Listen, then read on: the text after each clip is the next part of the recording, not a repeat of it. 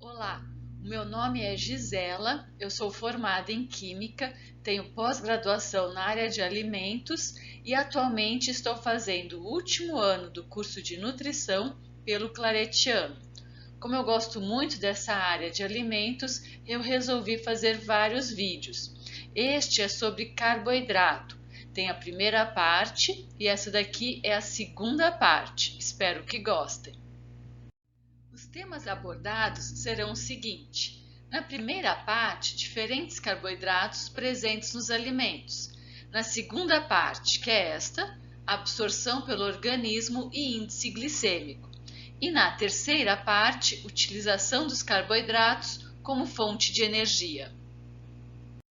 Na boca ocorre a mastigação do alimento e durante a mastigação ocorre a liberação da saliva.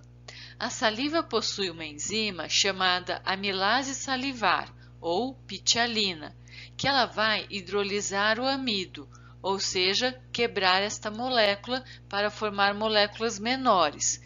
Porém, apenas de 3 a 5% do total consegue ser hidrolisado, porque o período de tempo é curto. Logo, essas moléculas menores, chamadas destrinas, vão para o estômago, mas no estômago os carboidratos não sofrem qualquer alteração. No intestino delgado existem outras enzimas que vão hidrolisar as destrinas, formando açúcares simples, como é o caso da glicose, frutose e galactose. E dessa forma o organismo consegue absorver esses carboidratos. Já se o alimento possuir açúcares simples, como é o caso da sacarose, da lactose ou mesmo glicose e frutose, eles não passam por todo esse processo. Dessa forma, eles são rapidamente absorvidos. Com a absorção da glicose, irá ocorrer aumento da glicemia. Dessa forma, a insulina irá se ligar nas células, promovendo a absorção da glicose pela célula. Na célula, a glicose pode ser utilizada para a produção de energia ou então armazenada, por exemplo, no músculo como glicogênio ou no fígado como glicogênio. Se por acaso estiver em excesso, então ela vai ser armazenada no tecido adiposo como gordura. Com a absorção da glicose pelas células, a glicemia vai diminuir, que é o período de jejum. Então, o glucagon irá estimular a quebra do glicogênio para que tenha mais glicose disponível no sangue e dessa forma a glicemia aumenta e o ciclo continua. Os carboidratos podem ser considerados simples ou complexos. Os carboidratos simples, como a glicose, frutose, sacarose ou lactose, são de rápida absorção.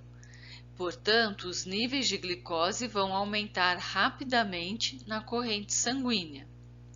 Em relação aos carboidratos complexos, como é o caso do amido, por exemplo, se for farinha ou refinado, como um doce, um macarrão, uma bolacha ou presente em pães, também terá rápida absorção. Entretanto, se esses alimentos com carboidratos complexos forem integrais, a absorção será lenta. Dessa maneira, os níveis de glicose vão aumentar de forma progressiva na corrente sanguínea, o que dá tempo do organismo se preparar para receber essa glicose. Portanto, é muito importante dar preferência a alimentos integrais. De acordo com a velocidade de absorção do carboidrato, a gente vai ter uma resposta glicêmica diferente, porque ela é dependente da velocidade de digestão e absorção dos carboidratos presentes nos alimentos. E quais são os fatores que influenciam a resposta glicêmica? A interação amido-nutriente, o grau de cozimento e de processamento do alimento, a quantidade de carboidrato presente no alimento, o esvaziamento gástrico e absorção, os efeitos fisiológicos e bioquímicos da mastigação, o teor de lipídios e fibras alimentares e proteínas e também a natureza do carboidrato. Então, todos esses fatores irão influenciar na resposta glicêmica, ou seja, na velocidade de digestão e absorção dos carboidratos. Portanto, os alimentos que promovem lenta e gradual resposta glicêmica são considerados alimentos com baixo índice glicêmico, como é o caso de cereais integrais, como a aveia, as leguminosas, como o feijão. Então, esses alimentos possuem o amido e os açúcares protegidos, ou seja, eles possuem parede celular e outras barreiras, que vão fazer com que a digestão seja mais lenta. O índice glicêmico é a velocidade com que o organismo digere e absorve o carboidrato proveniente da alimentação.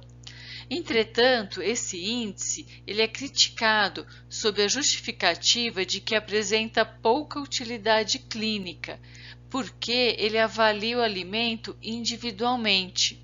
E quando o alimento é consumido junto com outros alimentos, o comportamento muda. Dessa forma, foi criada uma outra ferramenta de maior utilidade clínica, que é a carga glicêmica. A carga glicêmica é a relação entre a qualidade do carboidrato, que é representada pelo índice glicêmico, e a quantidade de carboidrato total no alimento consumido. Então, vamos supor neste exemplo, 220 gramas de melancia que tem 13,6 gramas de carboidrato.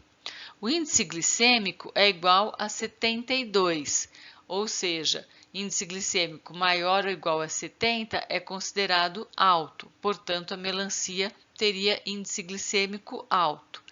Entretanto, a carga glicêmica é de 9,8 e carga glicêmica menor ou igual a 10 é considerada baixa.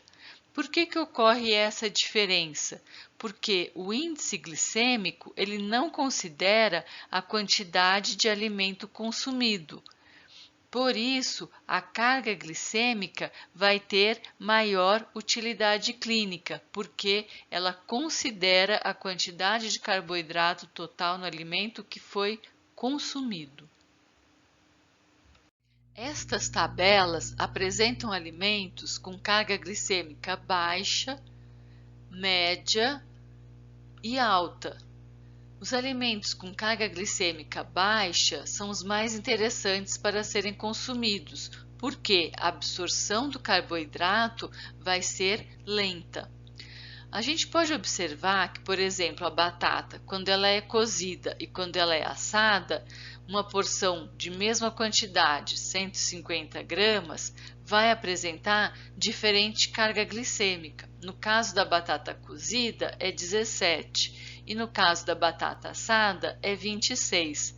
Portanto, a forma de preparar o alimento influencia na carga glicêmica. Assim como o arroz integral, por exemplo, e o arroz branco também apresenta carga glicêmica diferente. Enquanto que o arroz integral é 18, do arroz branco será 23. Portanto, alimentos integrais vão sempre apresentar uma menor carga glicêmica. Uma refeição rica em alimentos, fontes de carboidratos, como pão, batata frita, refrigerante e sorvete, vão proporcionar maior capacidade de aumentar a quantidade de açúcar no sangue, ou seja, como esses alimentos possuem açúcares de rápida absorção, a quantidade de glicose no sangue irá aumentar rapidamente. Por isso, esses alimentos são considerados de índice glicêmico alto. Já uma refeição equilibrada em alimentos fontes de carboidratos, como arroz integral, feijão, legumes e carne, irá manter a quantidade de açúcar no sangue estável, porque estão presentes açúcares de absorção mais lenta, portanto, a quantidade de glicose presente no sangue irá aumentar gradualmente. Por isso, não irá causar um pico de glicemia. Dessa forma, esses alimentos são classificados como tendo índice glicêmico baixo. Então, uma boa dica para equilibrar as refeições é sempre incluir alimentos integrais, frutas, vegetais, castanhas, amendoins, assim como fontes de proteína, como os ovos e as carnes. E aqui estão relacionadas as referências bibliográficas utilizadas.